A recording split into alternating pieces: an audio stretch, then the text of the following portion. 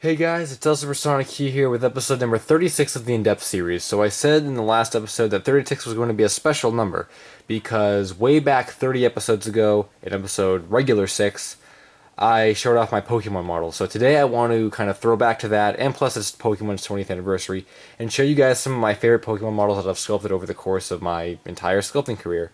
So these aren't recent by any means. Most of them are late 2000s, and there's one at the very end that's going to be 2013.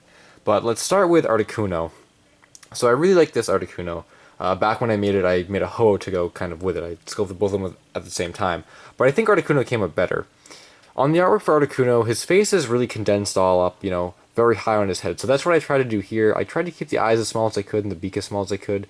And this headpiece, kind of keeps everything all together, for a face. The wings are not bad. This one's a little bit weird, but I think that's because I just wasn't sure how to make them. So once I made this one, I'm like, okay, I think I got this down. Then this one I made after, and it looks a lot better. He's got some nice chest hair going on. His legs are a little thick, I believe, but not too bad. And his tail, I wanted to make sure swoops around like it does in the artwork, and I think it captured that pretty well. So this is Articuno. Next, I want to show Torterra. So I really like this Torterra, and I think a lot of that is because of the colors. This is such an obscure brown color that I've never really seen a whole lot, so it definitely changes up the typical colors you see all the time, and I like that a lot. Also, the tree is pretty well sculpted. There's not a lot of detail in it, but it looks nice, and he's got all three spikes. His face isn't bad, the spikes on the sides of his face, and I could tell that I tried to make a jawline here with the different colors, so that's cool too. The only thing I don't really like about this is how Torterra is supposed to be like a circle, but this is more like an oval. I'm not sure if that's because when I was putting the limbs on, I subconsciously squeezed the clay by accident, or if I just ended up sculpting it like this because it was such a long time ago and I wasn't that great with, I guess, entire body structures yet. So I don't know, but regardless, I still like it because I remember back when I made it. It was probably largely because in Platinum I chose Turtwig, so I wanted to make, Torterra because of that. So next I want to show Ampharos. So Ampharos is one of the models that I feel like I don't know, I have some other Pokemon models that I'm not showing in this video that are really simplistic and stuff, and I'm kind of, oh, well, what is there to really say about it? But I don't know, Ampharos is simplistic, but I feel like there's a lot to talk about here. Because, again, I probably only made this because I had Ampharos on my main team in Platinum. And, I just think that it's really accurate in all its simplisticness. I mean, it has a nice tail and the little red sphere on the end of the tail. Has the red sphere on its forehead and stuff. The proportions are pretty cool. They're pretty cool. They're pretty cool, but it looks good. And the eyes don't smudge at all or anything. Some of this does smudge though, but I'm glad I was able to get all that detail in and stuff as best as I could back in when I made this. I just maybe wish the ears could have been a little bit less spiky because they look kind of like horns and they shouldn't, but regardless, I still think it's pretty cool. It's one of those simple models that I like looking at because it's, it's simple, and Ampharos doesn't have that much detail anyway. So, next I want to show Regigigas. Now, way back when I showed him in the clay models video that I did, the video game clay figure model, that's where most of these are from. All of them are, like I said, early 2000s. The video game clay figure model series from episodes like 3 to 6, maybe 6 or 7. So yeah, but back when I debuted him, he was like one of the only quote spot on models that I had in the video, and for good reason. He's so detailed. All these little black, markings on him, the braille. He's missing an eye, which I feel like I've seen it around before, but I didn't realize it went to him, so I wish he wasn't missing that, but he is. And we got some nice green going on here. Like, there's no smudging. I think it's one of the biggest things, is that this black isn't smudged. There's not a huge green tint to all the white. It's a very clean model, and I really like how it looks. I even got the detail on the back here. That's really nice. So, definitely a model that I like a lot, but I tend to overlook in my clay collection for some reason. I don't know if it's just because he's really short and I just don't see him or what it is, but I often overlook him.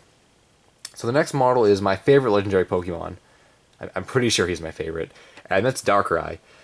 So I was going to do a set of little legendary Pokemon figures. Darkrai was the first one. I started in Arceus, but I ended up scrapping it, and I never continued the set from there. So this is just a standalone Darkrai, but he's small for that reason. But I really like him. I think he actually was a spot-on model with Regigigas, either in the same episode or another episode, but I like him a lot because Darkrai kind of has that floaty appearance to him, and I feel like I captured that well with the way that, you know, his head kind of twists here, and all the little lines and, you know, parts that come off of his arms and stuff. I just think it's a well-sculpted model. This could have gone wrong in so many ways, but it really didn't, so it looks really cool.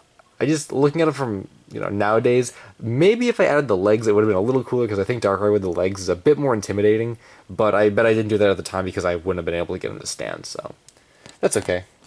Put him there.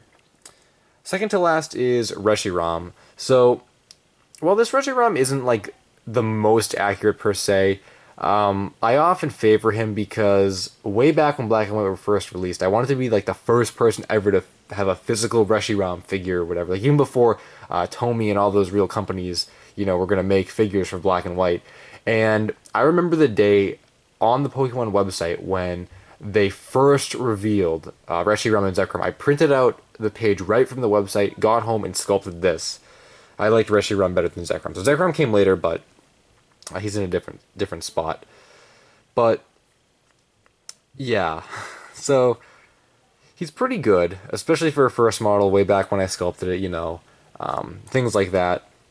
But he does have some inaccuracies. Reshiram actually has two of these little floaty things coming off of his head, but I only sculpted one here because the artwork looked like he only had one to me, so that's just what I was going off of. And his arms are kind of stiff, but in the actual games and stuff, they're a little bit more floaty and a little bit more wavy. But again, I couldn't tell that from just the artwork alone. I think he's missing some of his tail. And the face isn't super great. I think this side is a little bit better because this side kind of smudged down. But, you know, he's got his fur going on and his claws, so I like it. I think he looks pretty cool. And now finally, the last model is that one from 2013, and it's Raikou in his gold and silver sprite form. So this is, I believe, the most recent Pokemon model that I've sculpted for my, you know, personal clay collection and stuff. And he's really one of a kind because I did this way back in 2013. I think it was June.